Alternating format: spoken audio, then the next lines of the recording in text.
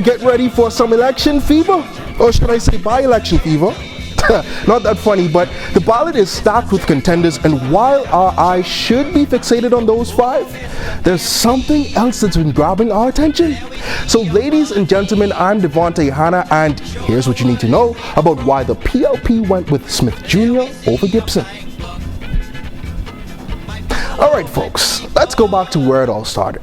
After the death of the late Obie Wilchcombe, 10 eager candidates threw their hats into the ring to become the PLP's standard bearer for the West Grand Bahama and Bimini by-election. Among them, 2 emerged as the front-runners, creating quite a buzz. And it's a tale of Chief Passport Officer Kingsley Smith Jr. facing off against the seasoned politician Shane Gibson.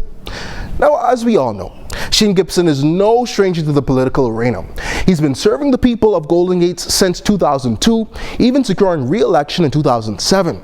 His resume includes roles such as the Minister of Housing and National Insurance, but where he truly made waves was as the Minister of Immigration, Labor and Training under the Christie administration. Now, you would think that he'd be the obvious choice for the upcoming by-election. But Gibson's reputation has taken a few hits due to several scandals, which could be a video on its own. Now fast forward to 2023 and enter Kingsley Smith Jr., a political newcomer with a mission. Many raised eyebrows though and questioned his candidacy, primarily because he once supported the Free National Movement. It's a classic underdog story and set the stage for quite an interesting show. Here's PLP Chairman the Honorable Fred Mitchell days before the choice was made. We have promised the people of the constituency to put a fit and proper person to run for the area who will bring a different perspective to the constituency. Principle must win out over money, and the future should always win out over the past. Think about that. Interesting, don't you think? But buckle up, folks, because it seems as if the party is in for a makeover. It looks as if they're aiming to shed the baggage of past scandals and the faces linked to them. And this is evident from the fact that in the 2021 general election, a whopping 28 out of 39 candidates were newcomers, and the majority of their cabinet is fresh blood. Smith supporters are seemingly all for this transformation. They're seeking a new face, someone who can carry on the legacy of the late Obie Wilchcombe while injecting fresh perspectives, truly embodying the PLP's election campaign slogan, "A New Day."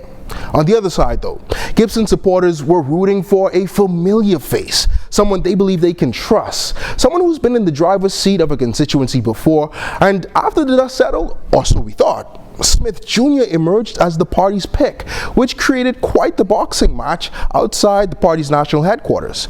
Gibson supporters weren't thrilled, and they made a dramatic exit declaring that they wouldn't support the party because of its choice. But Prime Minister Philip Davis seemed unfazed that night, stating it was simply an example of a true democracy. Check out his comments on that night. We are a democratic party. We encourage lively debates. We don't encourage a yes party. And we have persons to express their views and straight views. But as you know, the rules are the rules. Smith won fair and square, or so we've been told. And he's now gearing up to face off against the FNM's Ricardo Grant, the Coalition of Independents Lincoln Bain, and 2 independent candidates, Tennille Burrows and Daquan Swain.